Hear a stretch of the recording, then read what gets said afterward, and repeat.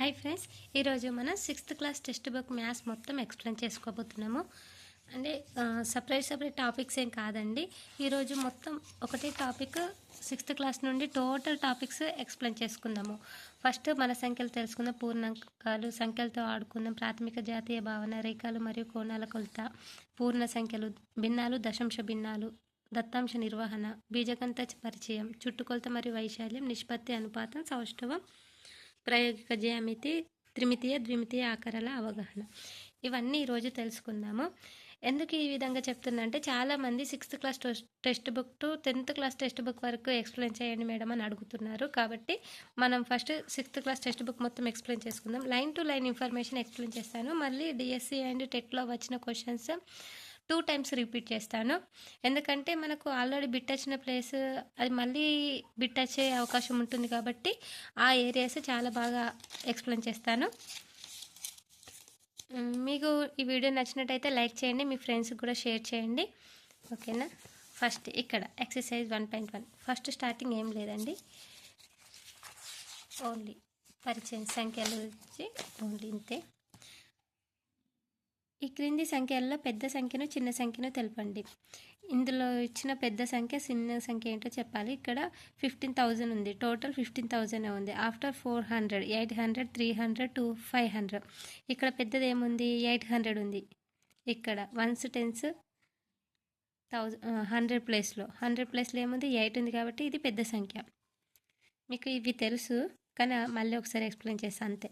ఇందులో చిన్న సంఖ్య ఏది, 100 ప్లేస్లో ఏముంది, 3 ఉంది. 3 ఉన్నది చిన్న సంఖ్య. నెక్స్ట్, క్రింది సంఖ్యల్లో ఆరోహణ క్రమంలో పెరిగే క్రమంలో రాయండి.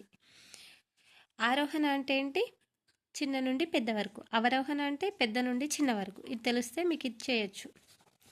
నెక్స్ట్, ఇక్కడ అవరోహణ క్రమం ఇచ్చారు. Next, crocodile mouth at side ఏది పెద్దదో దానికి పెట్టడము. నెక్స్ట్, అక్షరాల సంఖ్య, ఇది ఇంపార్టెంట్ ఏం కాదు. ఇందులో 4 అంకెల అతి చిన్న సంఖ్య ఏది అని అడిగారు. ఇందులో 4 అంకెల అతి చిన్న సంఖ్య ఏంటి, ఫస్ట్ 0 ఉంది కాబట్టి 0కు వాల్యూ లేదు కాబట్టి మనం 3 తీసుకోలేదు. 3047 ఈస్ 4 అంకెల అతి చిన్న సంఖ్య. 4 అంకెల అతి పెద్ద సంఖ్య ఏంటి, 4730. ఫస్ట్ పెద్ద సంఖ్య కాదు 7430. 4 అంకెల అతి పెద్ద సంఖ్య. 5 అంకెల అతి చిన్న సంఖ్య, ఇది 5 అంకెలు లేదు కాబట్టి వీటిని రాయడం లేదు. మనం చెప్పాలి 5 అంకెల అతి చిన్న సంఖ్య ఏంటి, 10,000. 1000కి 3 zeros, 10,000 4 zeros, 1 ఒకటి, అలా ఆ విధంగా. నవంబర్ని ఇది అంచనా వేయండి అని ఇస్తున్నారు.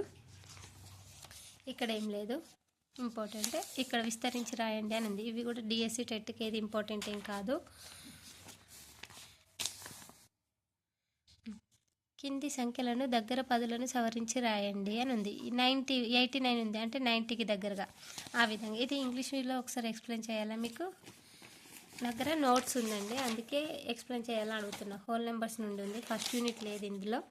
నేను హోల్ నెంబర్స్ నుండి ఇంగ్లీష్లో ఎక్స్ప్లెయిన్ చేస్తాను. ఈ ఫస్ట్ టాపిక్ నుండి ఇక్కడ నుండి ఏమి టెట్ అండ్ డిఎస్సిలో రాదు. ఇక్కడ చూడండి, ఇక్కడ కొంచెం ఇంపార్టెంట్ ఉంది. 5 అంకెల అతిపెద్ద సంఖ్యకు 1 కలిపితే ఏ సంఖ్య వస్తుంది. 5 అంకెల పెద్ద సంఖ్యకు 5 అంకెల పెద్ద సంఖ్య ఏంటి, 99,999. దీనికి 1 కలిపితే ఏమవుతుంది, 1,00,000 వస్తుంది. 1,00,000 అంటారు. అంటే 99,900 తర్వాత వెంటనే వచ్చే సంఖ్య 1,00,000 అన్నమాట. అనగా 1,00,000. ఇప్పుడు చెప్పండి 1,00,000లో ఎన్ని పదులు ఉన్నాయి, ఎన్ని వందలు ఉన్నాయి, ఎన్ని వేలు ఉన్నాయి. మనం చెప్పచ్చు ఇయో ఎన్ని పదులు ఉన్నాయంటే, ఇక్కడ చూడండి 1,00,000లో ఎన్ని 10,000 ఉన్నాయి, ఎన్ని వందలు ఉన్నాయి, ఎన్ని వేలు ఉన్నాయో ఇక్కడ మనం 1s 10s ద్వారా తెలుసుకోవచ్చు.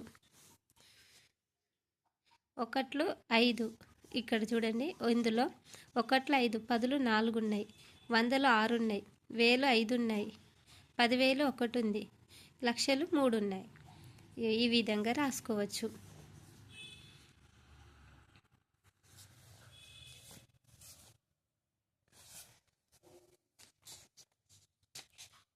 పెద్ద సంఖ్యల స్థాన విలువలు అంటే ఫేస్ వాల్యూస్. ఏమన్నా ఎగ్జామ్లో వచ్చిన బిట్టే ఇక్కడ ఉంది చూడండి. 1,00,00,000 = 100 లక్షలు, 10,000, 1,00,000 ఈక్వల్ టు 10,000 100 కానీ ఎగ్జామ్లో వచ్చిన బిట్ ఏంటంటే 1,00,000 ఈక్వల్ టు ఎన్ని లక్షలు అని అడిగారు. కాదు, ఏ విధంగా అడిగారంటే నేను ఇక్కడ పిన్ చేసి పెట్టిన ఇక్కడ అడిగారు 1 మిలియన్ ఈక్వల్ టు ఎన్ని వేలు అని అడిగారు. అంటే 1000 10 లక్షలకు సమానం. ఇది క్వశ్చన్, మొన్న టెట్లో వచ్చిన క్వశ్చన్. 6th క్లాస్ నుండి కూడా టెట్ ఎగ్జామ్లో వస్తుంది, ఖచ్చితంగా వస్తుంది. కాబట్టి మనం లైన్ కొద్దీ చదువుకుంటే పోతేనే మనకు అర్థమవుతుంది. ఓకేనా. ఇక్కడ ఇంపార్టెంట్ చూద్దాం. 1 మిలియన్ అంటే 1000 10 లక్షలకు సమానం. 100 కోట్లు ఈక్వల్ టు బిలియన్. 10 కోట్లు అంటే 100 మిలియన్లు. 1 కోటి అంటే 10 మిలియన్లు. మరి 10 కోట్లు అంటే 100 మిలియన్లు. 100 కోట్లు అంటే 1 బిలియన్. ఇది ఇంపార్టెంట్. 10 లక్షలు అంటే 1 మిలియన్. 1 మిలియన్ ఈక్వల్ టు 10 లక్షలు. 100,000 అంటే 1,00,000. ఇక్కడ చూడండి, 10 లక్షలు ఈక్వల్ టు 1 మిలియన్. 1 కోటి ఈక్వల్ టు 10 బిలియన్లు. 10 కోట్లు ఈక్వల్ టు 100 మిలియన్లు. 100 కోట్లు equal to 1 billion. Very important. ఈ బాక్స్ కూడా ఇంపార్టెంట్. 10 మిల్లీలీటర్లు ఈక్వల్ టు 1 సెంటీమీటర్. 100 సెంటీమీటర్లకు 1 మీటర్. 100 మీటర్లకు ఈక్వల్ టు 1 కిలోమీటర్.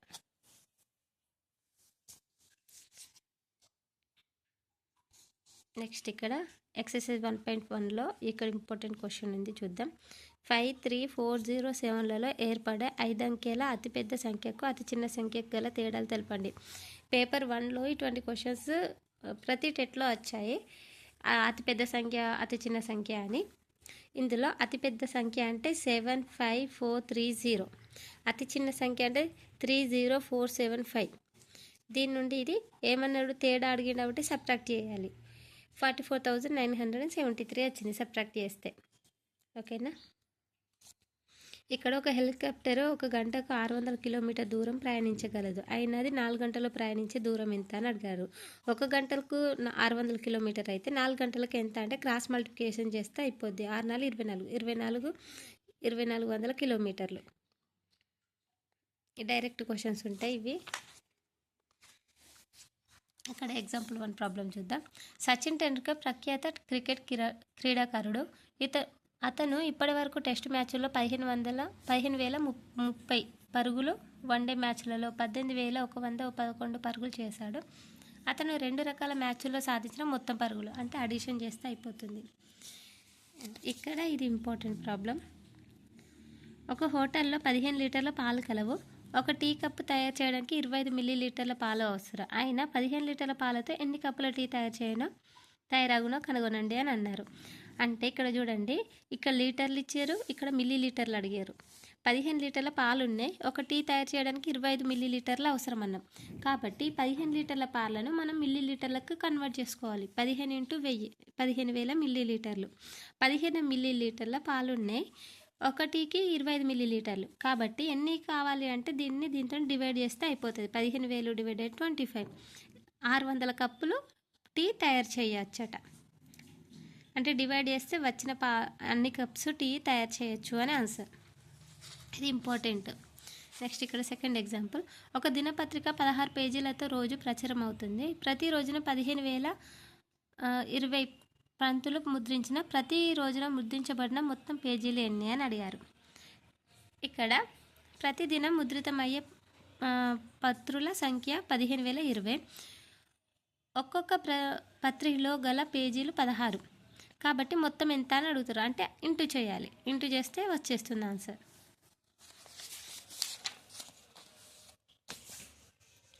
సమాన పరిమాణం గల 5 బిస్కెట్ ప్యాకెట్ల పెట్టెల బరువు 8 కిలోగ్రాముల 400 గ్రాములు అయిన ప్రతి ప్యాకెట్ బరువు ఎంత అని అడిగారు. ఇక్కడ 5 బిస్కెట్ ప్యాకెట్ పెట్టెల బరువు 5 బిస్కెట్ ప్యాకెట్లు అడిగినారు కాబట్టి 5 ఎంత 8 కిలోగ్రాముల 400 అంటే 8,400.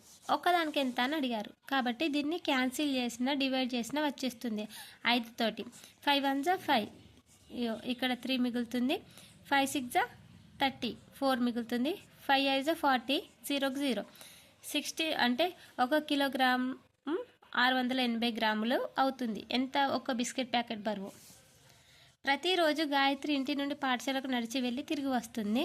ఇంటి నుండి పాఠశాలకు గల దూరం 1 కిలోమీటర్ 875 మీటర్లు. అయినా 6 రోజుల్లో ఆమె నడిచే దూరం ఎంత అని అడిగారు. ఇక్కడ చూడండి, ప్రతిరోజు గాయత్రి ఇంటి నుండి పాఠశాలకు నడిచి వెళ్ళి తిరిగి వస్తుంది. ఇంటి నుండి పాఠశాలకు గల దూరం ఇంత 1 కిలోమీటర్ 875 మీటర్లు. అయినా 6 రోజుల్లో అడిగారు కాబట్టి మనము 1875 మీటర్లు ఉంటుంది కదా, దీన్ని ఇంటూ 6 వేయాలి. ముందు డబుల్ చేయాలి, ఎందుకంటే ఇది వెళ్ళే దారి మాత్రమే. మళ్ళీ వెళ్ళి నుండి వచ్చే దారి కూడా తెలుసుకోవాలి కదా. ఇంటి నుండి పాఠశాలకు వెళ్ళగల దూరం, ఇంటి నుండి పాఠశాలకు మాత్రమే అన్నాడు 1 కిలోమీటర్ 875. ఆమె ఇంటి నుండి పాఠశాలకు నడిచి వెళ్ళి తిరిగి వస్తుంది. మళ్ళీ తిరిగి వచ్చేది కూడా మనం చేయాలి కాబట్టి ఫస్ట్ డబుల్ చేయాలి.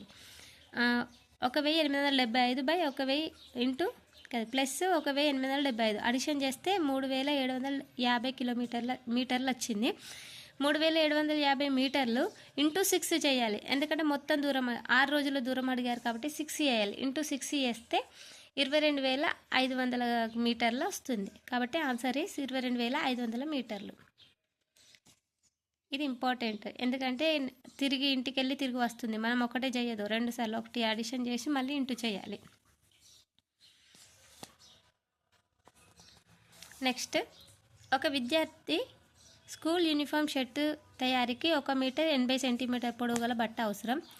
40 మీటర్ల పొడవు గల బట్టతో ఎన్ని యూనిఫామ్ షర్ట్లు తయారు చేయవచ్చు, ఇంకెంత బట్ట మిగులుతుంది? ఇది డివైడ్ చేస్తే వచ్చేస్తుంది ఆన్సర్.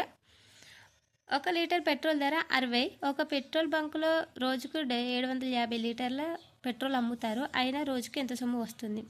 1 లీటర్ పెట్రోల్ ధర 60 అయితే ఒక పెట్రోల్ బంకులో రోజుకి 750 లీటర్ల పెట్రోల్ అమ్ముతారట. కాబట్టి ఎంత సొమ్ము వస్తుంది? కాబట్టి దీంతో డివైడ్ చేస్తే ఆన్సర్ వచ్చేస్తుంది. ఇక్కడ చూడండి, శ్రీనివాస రామానుజన్ సంబంధించి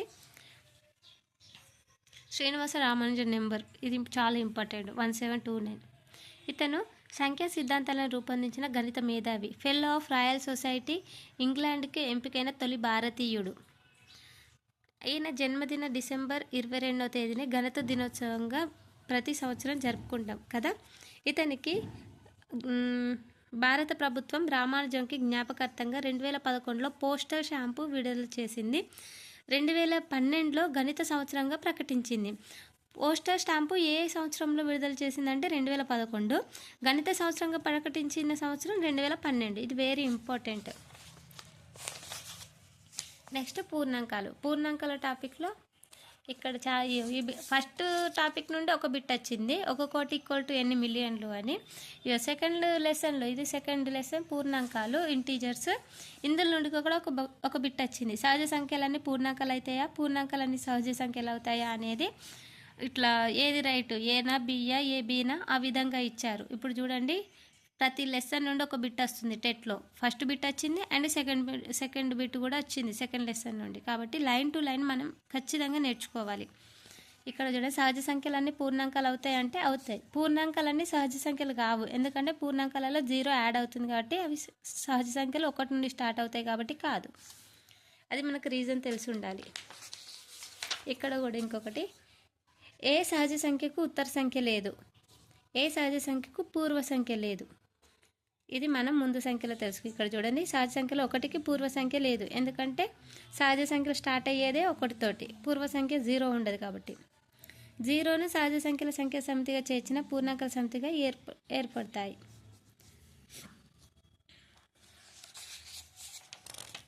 నెక్స్ట్, ఇక్కడ ఇది చాలా ఇంపార్టెంట్. ఇంగ్లీష్ మీడియం వాళ్ళు తెలుగులో చెప్తుంది అని అనుకోవచ్చు, ఇంగ్లీష్లో కూడా చెప్తాను. ఇది హోల్ నెంబర్స్ టాపిక్స్ ఇంగ్లీష్లో ఉంది నా దగ్గర. 2.1 పూర్వ సంఖ్య లేని ఒక సహజ సంఖ్య కలదు. పూర్వ సంఖ్య లేని సహజ సంఖ్య కలదు. 1కి పూర్వ సంఖ్య లేదు కదా. ఎస్, అవును, ట్రూ. 0 కనిష్ట పూర్ణాంకం, అవును. పూర్ణాంకంలో 0 అనేది కనిష్టనే కదా, అలాగా. పూర్ణాంకాలన్నీ సహజ సంఖ్యలు. పూర్ణాంకాలన్నీ సహజ సంఖ్యలా? సహజ సంఖ్యలన్నీ పూర్ణాంకాల? ఇక్కడ మీరు జాగ్రత్తగా అబ్జర్వ్ చేయాలి. పూర్ణాంకాలన్నీ సహజ సంఖ్యలు అయితాయా? ఫాల్స్, కావు. సహజ సంఖ్యలన్నీ పూర్ణాంకాలు ఈస్ రైట్ ఆన్సర్. సంఖ్యారేఖపై కుడివైపున గల పూర్ణాంకం దానికి ఎడమవైపు గల పూర్ణాంకం కంటే పెద్దది. అవును, సంఖ్యారేఖపై కుడివైపున పూర్ణాంకం దాని ఎడమవైపున పూర్ణాంకం కంటే పెద్దది. అవును, కుడివైపు పెద్దది. Right, true. This is fourth one true. సంఖ్యారేఖపై ఎడమవైపున గల పూర్ణాంకం దానికి కుడివైపున గల పూర్ణాంకం కంటే పెద్దది. ఇది ఫాల్స్. సంఖ్యారేఖపై కనిష్ట పూర్ణాంకాన్ని సూచించలేము. ఫాల్స్. సంఖ్యారేఖపై కనిష్ట పూర్ణాంకాన్ని సూచించవచ్చు. ఇది ఫాల్స్. సంఖ్యారేఖపై గరిష్ట పూర్ణాంకాన్ని చూపించలేము. ఫాల్స్. 27 మరియు 46ల మధ్య ఎన్ని పూర్ణాంకాలు ఉంటాయి? 18 ఉంటాయి. ఇప్పుడు మనం ఇందులో చూద్దాము ఏ విధంగా 18 ఉంటాయి మనం చూద్దాం. 27 అండ్ ఎంత? 46 మధ్యలో. 27 నుండి 46 మధ్యలో మొత్తం పూర్ణాంకాలు రాసుకోవాలి. అంటే నెంబర్స్ ఓన్లీ ఇక్కడ దాకా రాసుకొని వాటిని కౌంట్ చేస్తే మధ్యలో 18 వస్తాయి. Next second question. Find the following using number line 7 + 6 + 7 + 7. ఈ విధంగా చేసుకోవాలి. ఇది టెట్ అండ్ డిఎస్సిలో ఇంపార్టెంట్ కాదు కాబట్టి వీటిని స్కిప్ చేసేద్దాం.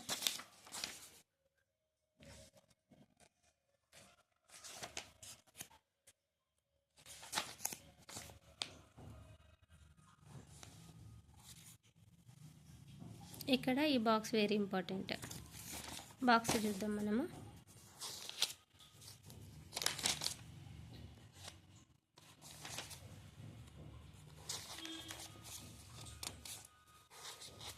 ప్రాపర్టీస్ చాలా ఇంపార్టెంట్. ఒకసారి ప్రాపర్టీస్ ఎక్స్ప్లెయిన్ చేస్తాను. Closure property in multiplication a × b = whole number. Community property, associative property, imitative property,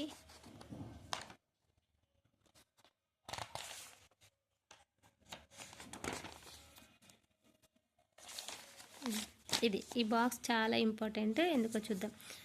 1991 + 7 = 7 + 1991. ఇది ఏ ప్రాపర్టీ? Commutative under addition. కమ్యూటేటివ్. 68 × 50 = 50 × 68. ఇదే ప్రాపర్టీ.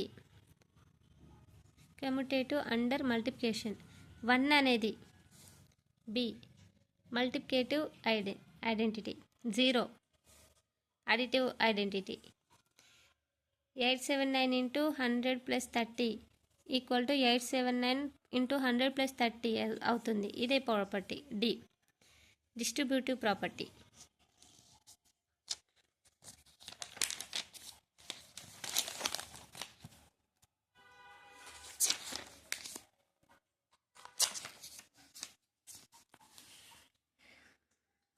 ఇక్కడ ఇంపార్టెంట్ అంటే సున్నాతో బాహరం నిర్వచించబడదు. పూర్ణాంకాల్లో సంకలన తత్సమానం 0, గుణకర తత్సమానం 1. ఇది ఇంపార్టెంట్. నెక్స్ట్ సంఖ్యలతో ఆడుకుందాం. Third chapter. ఇక్కడ భాజనిత్య సూత్రాలు చాలా ఇంపార్టెంట్.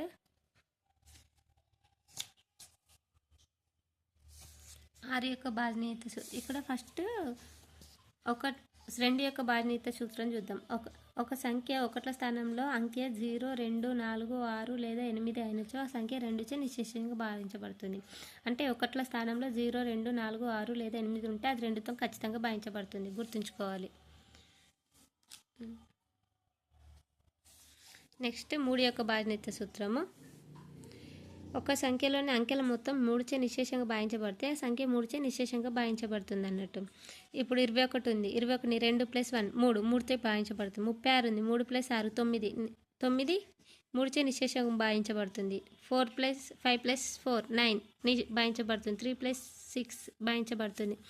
అందుకే అంకెల మొత్తం 3చే నిశ్శేషంగా భావించబడితే ఆ సంఖ్య మొత్తం 3చే భావించబడుతుంది. ఇది 3 యొక్క భాజనీయత సూత్రం. 6 2 3లచే నిశ్శేషంగా భావించబడితే ఆ సంఖ్యలన్నీ 6చే నిశ్శేషంగా భావించబడతాయి. 2తోని 3తోని భావించబడితే అది 6తో భావించబడుతుంది. 9 ఒక సంఖ్యలోని అంకెలు మొత్తం 9చే నిశ్శేషంగా భావించబడితే అది 9చే భావించబడుతుంది. 3 లెక్క అన్నట్టు. ఇంతకుముందు 3. 5 1ల స్థానంలో 0 లేదా 5 ఉంటే అది 5తో భావించబడుతుంది. అందరికి తెలిసిందే. 10 1ల స్థానంలో 0 కలిగి ఉండాలి. సంఖ్యలన్నీ 2 మరియు 5చే నిశ్శేషంగా భావించబడాలి. అది 10 యొక్క భాజనీయ సూత్రం. ఇక్కడ చూడండి, అందరికీ ఇదే తెలుసు. సంఖ్యలన్నీ ఒకటి సన్న 0 ఉంటే 10తో భాగించబడుతుందని. సెకండ్ది కూడా ఉంది, సంఖ్యలన్నీ 2 మరియు 5 భాగించబడినవి. గుర్తుంచుకోవాలి. Next exercise 3.1. ఇవ్వబడిన సంఖ్యల్లో 5 మరియు 10చే నిశేషంగా భాగించబడేది సంఖ్యలను గుర్తించండి అని ఉంది. 5 మరియు 10 అని అన్నారు. ఒకట్ల స్థానంలో 5 లేదా 0 ఉంటే 5 లేదా 10తో భాగించబడుతుంది. ఇది భాగించబడుతుంది. 1 2 3 4 5 6 7 ఇవన్నీ భాగించబడతాయి. 10తోటేమో లాస్ట్కి 0 ఉన్నవి, 5తోటేమో 5 ఉన్నవి, 0 ఉన్నవి కూడా భాగించబడతాయి. ఇవన్నీ 5 మరియు 10తో భాగించబడతాయి. 10చే నిశ్శేషంగా భాగించబడే సంఖ్యలన్నీ 2 మరియు 5చే నిశ్శేషంగా భాగించబడతాయి లేదా పరీక్షించండి అని అన్నారు. కాబట్టి టెస్ట్ చేస్తే సరిపోతుంది.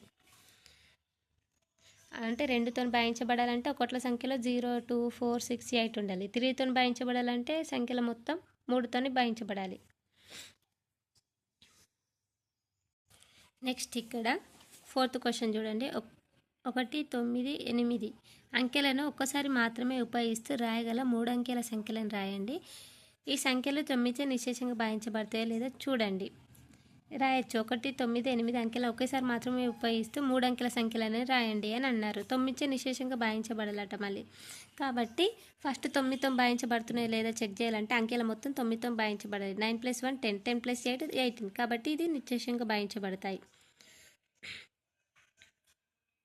ఇవన్నీ చిన్న చిన్న ప్రాబ్లమ్సే. ఇటువంటి ప్రాబ్లమ్స్ ఏం రావు డిఎస్సి అండ్ టెట్లో, కాబట్టి వీటి స్కిప్ చేస్తున్నాను. మనము ఓన్లీ డిఎస్సి టెట్ పర్పస్లో ఇంపార్టెంట్వి చూస్తున్నాం కదా. పరస్పర ప్రధాన సంఖ్యలు, సాపేక్ష ప్రధాన సంఖ్యలు చాలా ఇంపార్టెంట్. వీటి ఫార్ములా ఏంటో చూద్దాం. 1 మాత్రమే ఉమ్మడి కారణాంకాలు గల సంఖ్యలను పరస్పర ప్రధాన సంఖ్యలు లేదా సాపేక్ష ప్రధాన సంఖ్యలు అంటాము.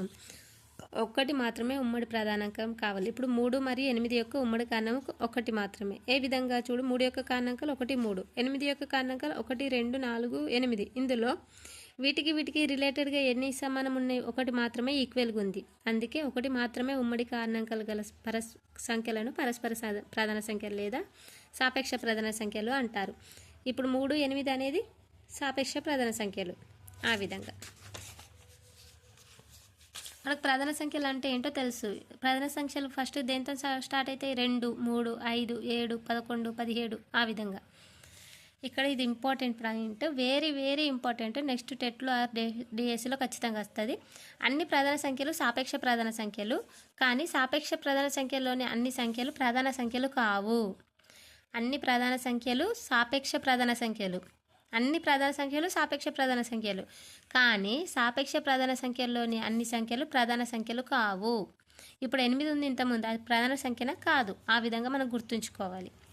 కవల ప్రధాన సంఖ్యలు. కవల ప్రధాన సంఖ్యలు అంటే వెంటనే ఇప్పుడు 3 5 జంటగా ఉన్నాయి, మధ్యలో ఒకటే నెంబర్ ఉంది. 5 7 11 13 41 43 వీటిని కవల ప్రధాన సంఖ్యలు అంటారు. ఇక్కడ చూడండి, సాపేక్ష ప్రధాన సంఖ్యలు ఏవి గుర్తించండి అని అంటున్నారు.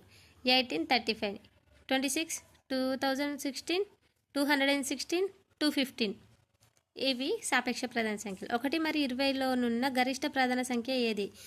1 నుండి 20 మధ్య ఉన్న గరిష్ట ప్రధాన సంఖ్య 19. 17 ఉంటుంది, 19 ఉంటుంది. 19 దానికన్నా కొంచెం దగ్గర ఉంది కాబట్టి 19 పెట్టిన. అదో 10 మరియు 30 మధ్యలోనున్న ప్రధాన మరియు సంయుక్త సంఖ్యలను తెలపండి అన్నారు. ప్రధాన సంఖ్యలు ఏంటి? 10 30ల 11 13 17 19 ఆ విధంగా 23 29. 17 మరియు 71 ప్రధాన సంఖ్యలు. 2 సంఖ్యలు ఒకే అంకెలైన 1 మరియు 7 కలిగి ఉన్నవి. 1 మరియు 100 మధ్యనున్న ఈ విధమైన మరో 2 జతల ప్రధాన సంఖ్యలు తెలపండి అని అన్నారు. కాబట్టి 17 71 ప్రధాన సంఖ్యలు. 2 సంఖ్యలు ఒకే అంకెలైన 1 మరియు 7 కలిగి ఉన్న 1 మరియు 100 సంఖ్యలో ఈ విధమైన జంట ఇప్పుడు 17 71 ఇట్లా తారుమారైనాయి కదా, అటువంటి జతలు రాయండి అంటున్నారు. కాబట్టి ఇక్కడ చూడండి, 13 31 ప్రధాన సంఖ్యలే. 79 97 ప్రధాన సంఖ్యల. జతల ప్రధాన సంఖ్యలు ఓకేనా. 13 31 79 97 వీటిని ఎటు రాసినా కూడా ఈక్వల్ ఉంటాయి. అదే నెక్స్ట్ 2 ప్రధాన సంఖ్యల లబ్ధం 35 అయిన సంఖ్యలేవి? 2 ప్రధాన సంఖ్యలు లబ్ధం, ప్రధాన సంఖ్యలు అన్నాడు కాబట్టి వాటి లబ్ధం 35 అట. అంటే 7 ప్రధాన సంఖ్యనే 5 ప్రధాన సంఖ్య. 7 5ల 35. 36ను రెండు ప్రధాన సంఖ్యల మొత్తం తెలపండి. 36ను రెండు ప్రధాన సంఖ్యల మొత్తం కాడి అడిషన్ చేయాలి. 13 ప్లస్ 23 ఎంత? 36 అవుతుంది. అవి రెండు ప్రధాన సంఖ్యలు. మళ్ళీ 100 లోపు గల 7 వరుస సంయుక్త సంఖ్యలను రాయండి. ఈ సంయుక్త సంఖ్యలు అంటే రాయొచ్చు మనం. 4 అతి చిన్న సంయుక్త సంఖ్య 4తో స్టార్ట్ అవుతుంది. 73ను మూడు బేసి ప్రధాన సంఖ్యల మొత్తంగా రాయండి. 53ను మూడు బేసి ప్రధాన సంఖ్యల మొత్తంగా రాయొచ్చు. బేసి సంఖ్యలు అంటే మనకు తెలుసు. బేసి ప్రధాన సంఖ్యలు అంటే 5, 7, 9, 11, 13 ప్రధాన సంఖ్యలన్నీ బేసి సంఖ్యలే అవుతుంది, ఒక 2 తప్ప. అది గుర్తుంచుకోండి. వ్యత్యాసం గల 10గా గల రెండు ప్రధాన సంఖ్యలను తెలపండి. వ్యత్యాసం 10గా గల రెండు ప్రధాన సంఖ్యలు. ఓకే. 20 కంటే తక్కువ ఉండి వాటి మొత్తం ఐచ్ఛ నిశేషంగా భావించబడే విధంగా ఉన్న 3 జత ప్రధాన సంఖ్యలను రాయండి. 20 కంటే తక్కువగా ఉండి వాటి మొత్తం ఐచ్ఛ నిశేషంగా భావించబడే ఉన్న 3 జతల ప్రధాన సంఖ్యలు. మొత్తం 5 చే నిశేషంగా 5, 2, 3, 3, 7, 7, 13 అట. ఓకే. ప్రధాన కారణాంక విభజన అంటే ఏం లేదు ఫ్రెండ్స్. 24 ఉంది, 1 × 24, 24, 2 × 12 ఇట్లా విభజించడం అన్నట్టు. ఇప్పుడు కారణాంక విభజన 42 ఉంది. ఈ విధంగా బాహార పద్ధతిలో కారణాంక విభజన అంటారు. ప్రధాన కారణాంక పద్ధతి ఇది చాలా ఇంపార్టెంట్. 42 ఉంది. 2 × 1 ఆఫ్టర్ 2లో పోతు కాబట్టి 3 ప్రధాన సంఖ్య కాబట్టి 3తో చేస్తున్నాం. 3 7 మళ్ళీ ఇవి మొత్తం ఓన్లీ ప్రైమ్ నెంబర్స్ తోటే చేయాలి, చిన్న నుండి పెద్ద వరకు. ఇప్పుడు 42 ఉందని మనము డైరెక్ట్ ఏంటి 3 తోటి కూడా పోతుంది. 3 1 3 4 కానీ 3తో చేయొద్దు, ఫస్ట్ 2తోనే చేయాలి. ఆ విధంగా ఈక్వల్.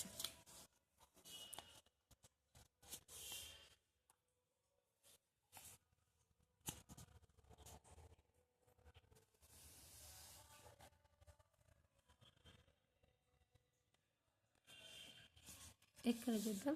56 మరియు 64ల గాసాకను కనుగొనండి. గరిష్ట సామాన్య కారణాంకం అంటారు గాసాక అంటే. 56, 64. 56 1 56, 8 మిగులుతుంది. గరిష్ట సామాన్య కారణాంకం 8 అన్నట్టు. మళ్ళీ 8ని మళ్ళీ చేసుకోవచ్చు. 8 × 56 7, శేషం 0. కానీ 8 వచ్చింది కాబట్టి 8 ఆన్సర్.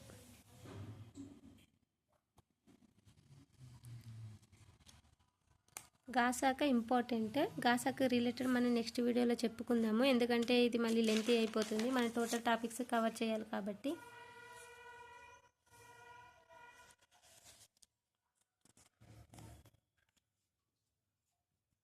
ఇవి మొత్తం గాసాక రిలేటెడ్ ప్రాబ్లమ్సే.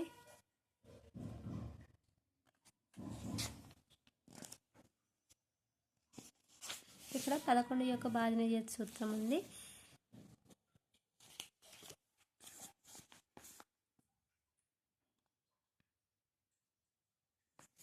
చూద్దాం. 2 3 5 6 9 10 యొక్క భాజనీయత సూత్రాలను నేర్చుకుందాం. ఇప్పుడు 4 8 మరియు 11ల భాజనీయత సూత్రం కనుగొందాము.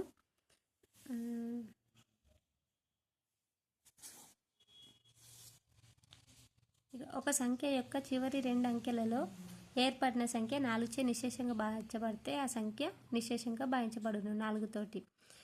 ఒక సంఖ్య యొక్క లాస్ట్ 2 చివరి అంకెలు 4తో భావించబడితే అది 4తో భావించబడుతుంది. అదేవిధంగా 8 కూడా లాస్ట్ 3 అంకెలు 8తో భావించబడితే ఆ సంఖ్య మొత్తం 8తో భావించబడుతుంది. అది 8 యొక్క.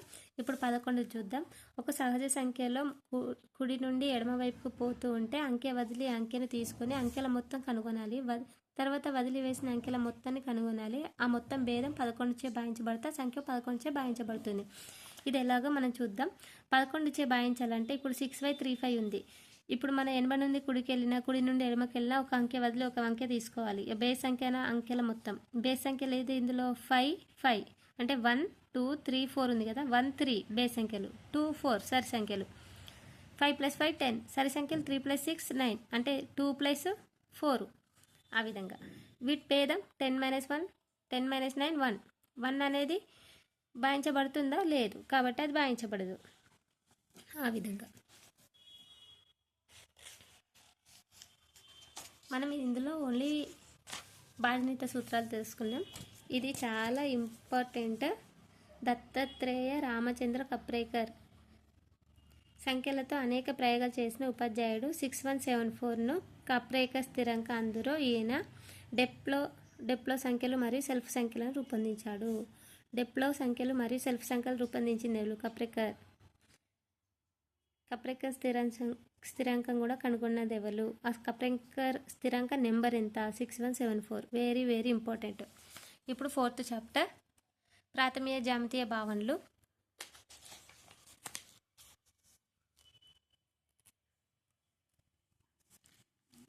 ఇక్కడ ఒకటి చూడండి.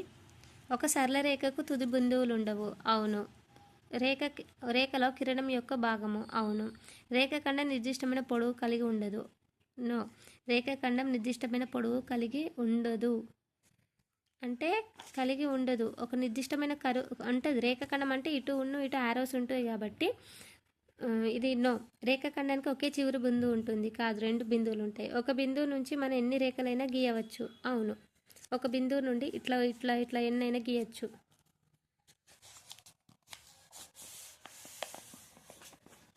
నెక్స్ట్ ఇక్కడ చూడండి, వక్రము అంటే ఏంటో తెలుసుకుందాము. చిన్నపిల్లలు గీసిన వక్రాలు. ఇప్పుడు ఇలా వక్రం ఏంటో చూద్దాం. ఇది వక్రమేనా? వక్రమే. అంటే ఎండు గీత లేదు కాబట్టి వక్రం. ఇది వక్రమా? కాదు. ఇది వక్రమా? కాదు. ఇది వక్రమా? కాదు. ఇక్కడ చూడండి,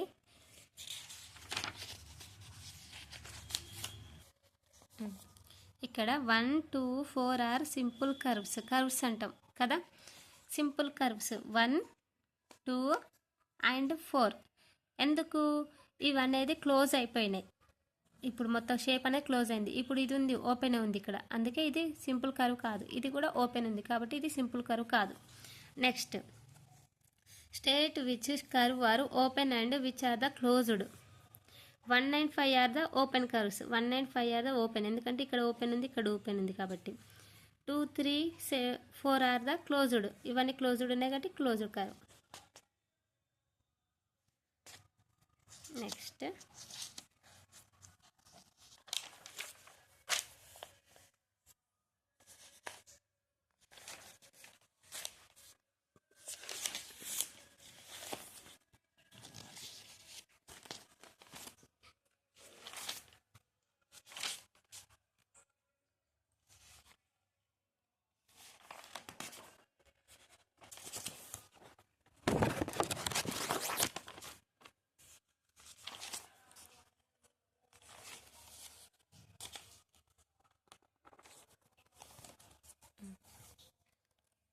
ఇవి ఇప్పుడే చెప్పుకున్నాం కదా.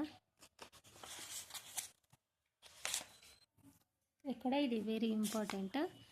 ఒక వృత్తంలో ఒకే కేంద్రకం గుర్తించగలము. అవును. ఒక వృత్తంలో ఒకే కేంద్రకం ఉంటుంది మిడిల్లో. వృత్త వ్యాసము వ్యాసార్థానికి 2 రెట్లు. అవును. ఇప్పుడు వృత్త వ్యాసార్థం ఇక్కడ నుండి ఇక్కడ 2 రెట్లు. చాపం అనేది వృత్తంలో ఒక భాగము. అవును. అన్ని జాలు ఒకే పొడవును కలిగి ఉంటాయి. ఇది ఫాల్స్. అన్ని జాలు ఒకే పొడవును కలిగి ఉంటాయి. ఇక్కడ నుండి ఇక్కడికి ఒక జా కలిగి ఉంటుంది.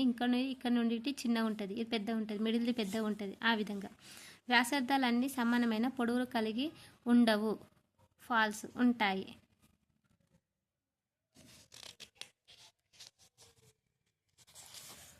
ఒక చాపం చేత మరియు 2 వ్యాసార్థాల చేత చుట్టబడిన ప్రాంతాన్ని వృత్తం యొక్క సెక్టార్ త్రిజ్యాంతం అని అంటాము. ఇక్కడ చూడండి, ఇది జా, మిడిల్ది వ్యాసం అంటాము. మళ్ళీ మిడిల్ నుండి సగము వ్యాసార్థం అని అంటాము. ఇది అర్ధవృత్తము, ఇది అర్ధవృత్తము. ఇది చాలా ఉంది కాబట్టి అధిక వృత్తం అంటాము. ఇది అల్ప వృత్తం అంటాము. అల్ప సెక్టర్, అధిక సెక్టర్. నెక్స్ట్, యూక్లిడ్ గ్రీకు తత్వవేత్త మరియు గణిత శాస్త్రజ్ఞుడు. జ్యామితిని క్రమ పద్ధతిలో తార్కికంగా రూపొందించింది ది ఎలిమెంట్స్ అనే పుస్తకాన్ని రాశాడు.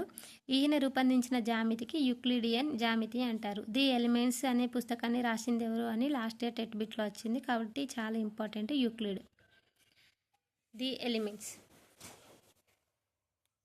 నెక్స్ట్ 5th చాప్టర్ రేఖలు, కోణాలు. ఇందులో పెద్దగా ఇంపార్టెంట్ ఏం లేదు డిఎస్ఎన్ టెస్ట్ యూజెస్లో. ఇక్కడ ఏంటంటే 180 డిగ్రీల కోణము ఒక లంబ కోణము కాదు, 90 డిగ్రీల కోణము సరళ కోణము కాదు, లంబ కోణము. ఆ విధంగా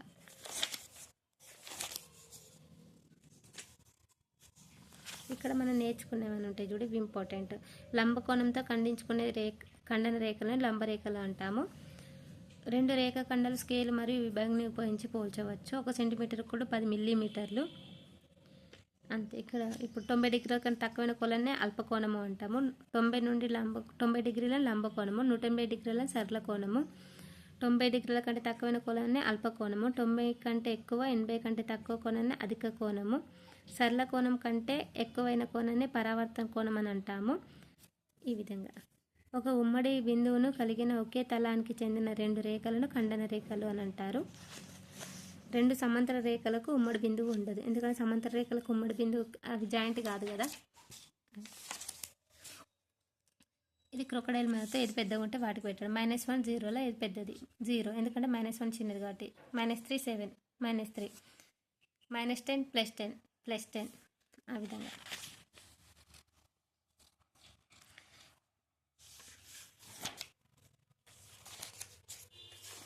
ఇందులో ఇంపార్టెంట్ ఏం లేదు, అన్ని చిన్న చిన్న ప్రాబ్లమ్స్ ఉన్నాయి. ఇందులో నేర్చుకునేది కూడా ఏం లేదు. ఇక్కడ చూడండి, పూర్ణ సంఖ్యలతో తమాషా. నీటి కోసం వెతుకుతున్న ఒక కప్ప 30 మీటర్ల లోతులో గల నూతిలో పడింది. అది పైకి రావడానికి ప్రయత్నించింది. ప్రతిరోజు 3 మీటర్ల చొప్పున పైకి చేరితే అర్ధరాత్రికి 2 మీటర్ల కిందికి జారింది. ఈ విధంగా ప్రయత్నిస్తే ఎన్ని రోజుల్లో కప్ప నూతి బయటకి రాగలదు చెప్పండి. ఇది మీకు టెస్ట్. ఎవరైనా ఆన్సర్ తెలిస్తే కామెంట్లో తెలియజేయండి. ఇవి చాలా సింపుల్ ప్రాబ్లమ్స్. 40 - 22 ఎంత అవుతుంది? 18 అవుతుంది. ఆ విధంగా 38 -6 అంటే ప్లస్ అవుతుంది. 38 + 6 అవుతుంది, కాబట్టి ఎంత? 44. ఆ విధంగా చేయాలి.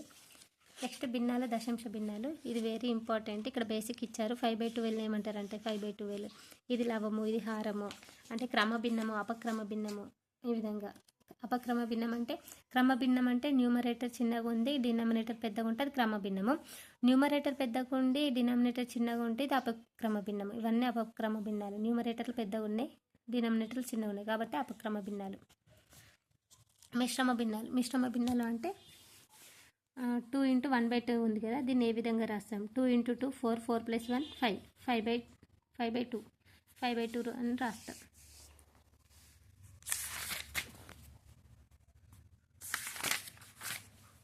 సజాతి భిన్నాలు అంటే ఏంటి అంటే, డినామినేటర్లన్నీ సనం ఈక్వల్గా ఉంటే దాన్ని సజాతి భిన్నాలు అంటాం, లేకుంటే విజాతి భిన్నాలు అంటాము.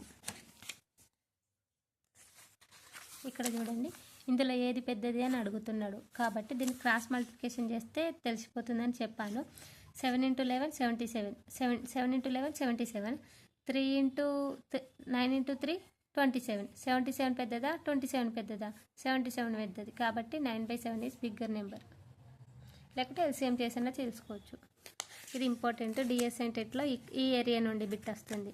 ఆరోహణ క్రమం, అవరోహణ క్రమం ఖచ్చితంగా అడుగుతున్నాడు. నెక్స్ట్ ఇక్కడ ఈ ప్రాబ్లమ్స్ ఇంపార్టెంట్, ఒకసారి ఎక్స్ప్లెయిన్ చేసుకుందాము. నరేంద్ర ఇంటిలోని తన గది గోడకు 2/3 వంతు పెయింట్ వేశాడు. అతని తమ్ముడు రితేష్ 1/3 వంతు గోడకు పెయింట్ వేసి అతనికి సహాయం చేశాడు. ఇద్దరు కలిసి ఎంత బాగా రంగు వేశాడు అన్నాడు. నరేంద్ర ఏమో గోడకు 2/3 వంతు వేశాడు, తమ్ముడేమో 1/3 వేశాడు. కాబట్టి ఇద్దరు కలిసి ఎంత వేసారంటే అడిషన్ చేస్తే అయిపోద్ది. 2/3 + 1/3 డినామినేటర్లు ఈక్వల్ ఉండే బట్టి 3/3 = 1. అంటే ఇద్దరు కలిసి మొత్తము ఎంత భాగం వేసారంటే ఒక భాగం వేశారన్నట్టు, ఒక గోడకి వేశారన్నట్టు.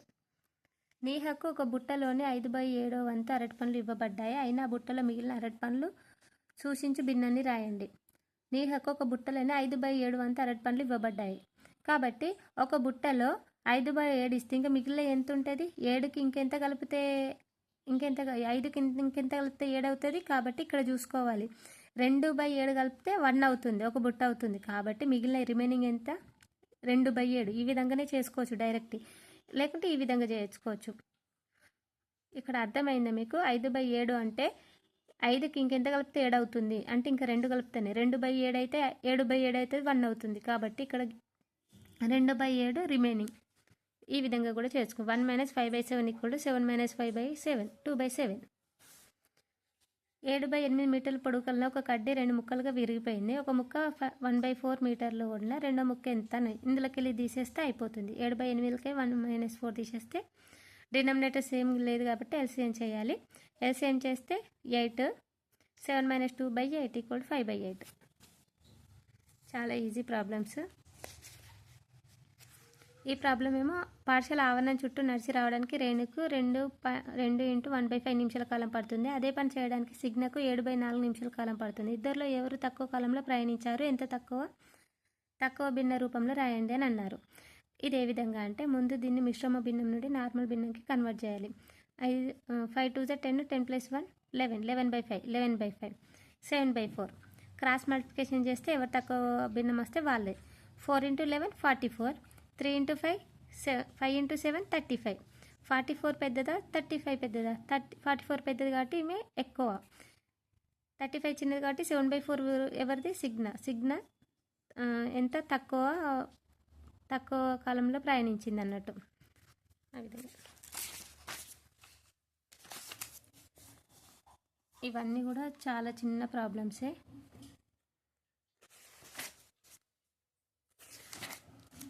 Next 6th chapter. ఇప్పుడు దత్తాంశ నిర్వహణ. ఇందులో టెట్ అండ్ డిఎస్సికి యూజ్ అయ్యే ఏరియాస్ ఒకసారి చూద్దాము. ఇందులో ఏం లేదు, నేర్చుకునేవి కూడా ఇక్కడ ఏం లేదు. ఒకటి ఇక్కడ చూడండి, పీసీ మహలనోబిస్ గురించి. భారత సాంఖ్యక శాస్త్ర పితామహుడు పీసీ మహలనోబిస్ కలకత్తా మరియు సాంఖ్యక శాస్త్ర పరిశోధన సంస్థను స్థాపించాడు. ఈయన రూపొందించిన జాతీయ శాంపిల్ సర్వేలు ప్రపంచ ప్రఖ్యాతి పొందాయి. ఇది ఇంపార్టెంట్. మళ్ళీ భారతీయ సాంఖ్యక శాస్త్ర పితామహుడు, భారతీయ కాబట్టి పీసీ మహలనోబిస్. నెక్స్ట్ బీజగణిత పరిచయము.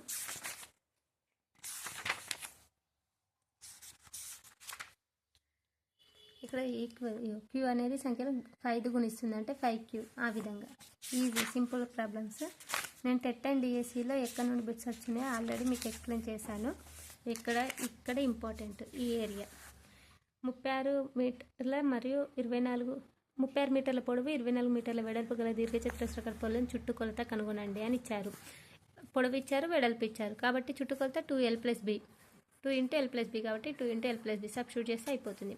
ఒక దీర్ఘచతురస్రాకార చుట్టుకొలత ఇచ్చారు, పొడవు ఇచ్చారు, వెడల్పు ఇవ్వలేరు కాబట్టి చుట్టుకొలత 76 కాబట్టి 2 × L + B = 76. పొడవు వాల్యూ వేయాలి, వెడల్పు లేదు కాబట్టి =76.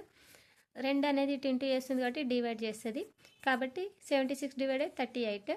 26 + వెడల్పు = 38. 26 ఇక్కడ అడిషన్ చేస్తుంది కాబట్టి ఇది అసలు సబ్ట్రాక్ట్ చేస్తుంది. వెడల్పు = 38 - 26 = 12 సెంటీమీటర్స్. ఈజీ ప్రాబ్లమ్స్ మీకు ఆల్రెడీ తెలిసే ఉంటాయి, కానీ 6th క్లాస్లో ఏమేమి టాపిక్స్ ఉన్నాయో చెప్పడానికి ఇవి చెప్తున్నాను. ఇక్కడ ఇవి చాలా ఇంపార్టెంట్.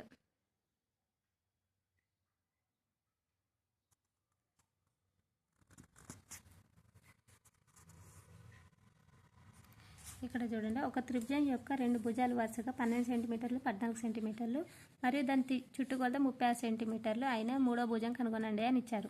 కాబట్టి 3 భుజాలు 12 + 14 + x = 36 వేసుకోవాలి. x = 36 - 26, x = 10. మూడో భుజం 10. సమబాహు త్రిభుజం యొక్క చుట్టుకొలత ఇది ఇంపార్టెంట్. 3 × భుజం. భుజం పొడవు 24 సెంటీమీటర్లు / 3 = 8 సెంటీమీటర్లు. షడ్భుజిలో 6 భుజాలు ఉంటాయి కనుక దీని చుట్టుకొలత 6 × భుజం. చతురస్రంలో 4 భుజాలు ఉంటాయి కాబట్టి 4 × భుజం. సమబాహు త్రిభుజానికి 3 × భుజం. 3 భుజాలు ఉంటాయి కాబట్టి. ఇక్కడ ఎగ్జాంపుల్ చూడండి, సమబాహు త్రిభుజం యొక్క చుట్టుకొలత 54 అయినా దాని భుజాన్ని కనుగొనండి అని అంటారు. కాబట్టి భుజాలు 3 కాబట్టి 3 × భుజం. చుట్టుకొలత ఇచ్చారు కాబట్టి 54 సెంటీమీటర్లు / 3 అంటే 18 సెంటీమీటర్లు.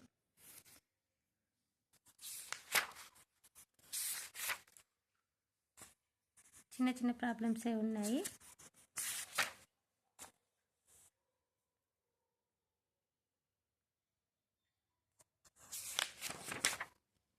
నిష్పత్తి మరియు అనుపాతం ఇది ఇంపార్టెంట్ టాపిక్. దీని గురించి నేను సపరేట్ ఒక వీడియో చేస్తే ఇప్పటికే చాలా లెంతీ అవుతుంది. ఈ టాపిక్ నుండి నేను మళ్ళీ వీడియో సెండ్ చేస్తే ఎవరికైనా ఈ టాపిక్ నుండి మళ్ళీ కావాలనుకుంటే కామెంట్ చేయండి. మీరు కామెంట్ చేస్తే నేను త్వరగా అప్లోడ్ చేస్తాను వీడియో. Thank you, bye.